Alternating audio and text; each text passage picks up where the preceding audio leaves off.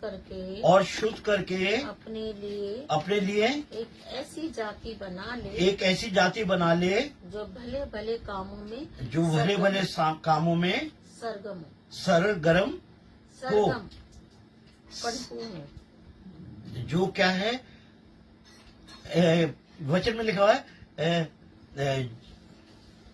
जिसने अपने आप को हमारे लिए दे दिया कि हम हर एक प्रकार के अधर्म से छुटकारा ले और शुद्ध करके अपने लिए एक ऐसे जाति बना ले जो भले भले कामों में सरगम हो।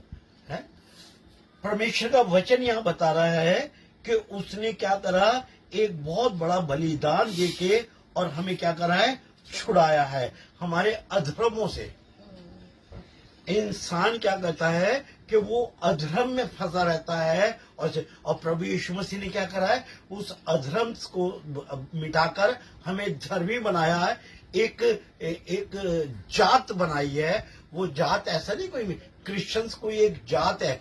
क्रिश्चियंस एक ऐसा धर्म है जो तमाम चीजों को क्या करता है, जानता और समझता है। उसने इस तरीके से मनुष्य को बनाया, इस तरीके से अपने लोगों को बनाया कि ताकि क्या हुआ कि लोग इस बात को जान लें कि वो अपने भले कामों से हम अपने क्या है, भले कामों से। भला काम क्या है?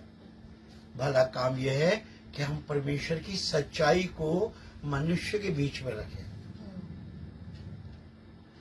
हम क्योंकि उसके अधर्म को मिटाने वाला सिर्फ प्रभु यीशु मसीह है, कोई व्यक्ति नहीं है, कोई पासवान या कोई इंसान नहीं है, बल्कि स्वयं प्रभु यीशु मसीह परमेश्वर के पुत्र, जो परमेश्वर के वचन के अनुसार इस बात को साबित करते हैं कि क्या है, मैं तेरे अधर्म को तेरे पाप जो है वो क्षमा हुए। जो तूने पाप किए थे वो तेरे पाप क्षमा हुए। अगर पापों को क्षमा करने वाला कोई है इस पृथ्वी पे तो वो सिर्फ और सिर्फ प्रभु यीशु मसीह है। अपने वचन की सामर्थ्य से वो आपको मुझे क्या करता है, धर्मी बनाता है।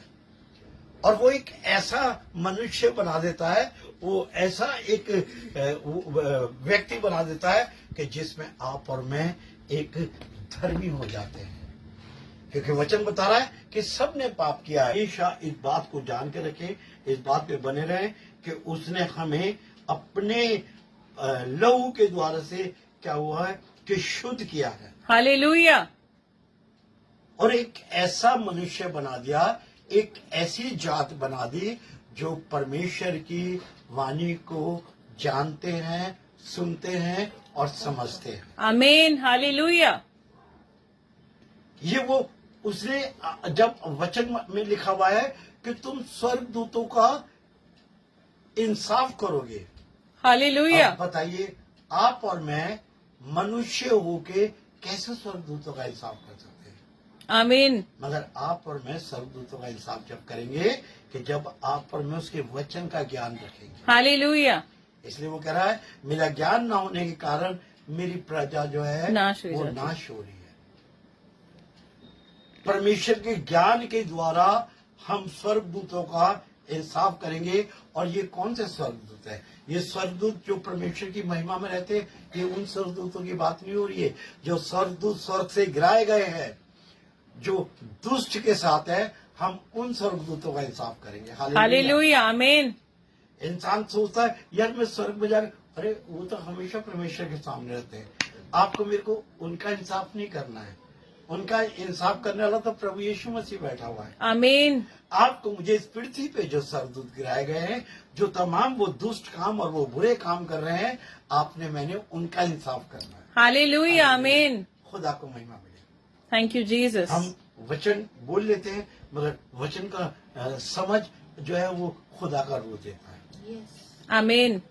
हम बड़े जब इस वचन को सुनते हैं कि हम स्वर्गदूतों का इंसाफ करेंगे तो बड़ा लोगों को लगता होगा कि हम सिंहासन में बैठे हुए जज बन के और स्वर्गदूत लाइन में हम उनका इंसाफ कर रहे हैं।